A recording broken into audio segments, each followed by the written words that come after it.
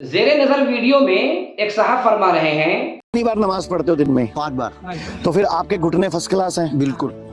تو میں سبھی ہندو بھائیوں سے بھی ریکویسٹ کروں گا، سکھ بھائیوں سے بھی، جین بھائیوں سے بھی، کہ آپ لوگ بھی وجر آسن میں بیٹھا کرو.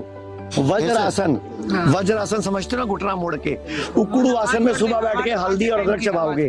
کہ مسلمان نماز پڑھتا ہے، نماز پڑھنے کی وجہ سے اس کے گھٹنے کے اندر تکلیف نہیں ہوتی، نماز پڑھنے کی وجہ سے اس کا پاچن شکتی صحیح ہوتا ہے.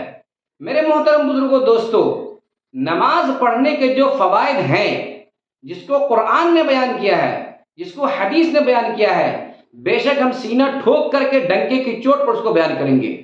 اس کے علاوہ جو فوائد ہیں، جس کو سائنس نے بیان کیا ہے، جس کو ٹیکنالوجی نے بیان کیا ہے، جس کو اطباء نے بیان کیا ہے، ہم اس کو بیان کرنے میں حد درجہ احتیاط کریں گے. وجہ یہ ہے کہ ہم نماز اس لیے پڑھتے ہیں کہ اللہ کا حکم ہے، اللہ نے اپنی عبادت کے لیے ہمیں نماز پڑھنے کا حکم دیا ہے، اس لیے ہم نماز پڑھتے ہیں. اگر کوئی شخص ٹھیونا کی درد کی وجہ سے درد کو ٹھیک کرنے کے لیے نماز پڑھے گا، پاچن شکتی کو ٹھیک کرنے کے لیے نماز پڑھے گا، تو پھر ہوگا یہ کہ اگر اس کا پاچن شکتی ٹھیک نہیں ہوا، اگر اس کا ٹھیونا کا درد، گھٹنے کا درد ٹھیک نہیں ہوا، تو وہ نماز سے متنفر ہو جائے گا اور وہ سمجھے گا، سوچے گا کہ ہم جس مقصد سے پڑھ رہے تھے اس مقصد کے اندر کامیابی نہیں ملی، اس لیے نماز نہیں پڑھیں گے.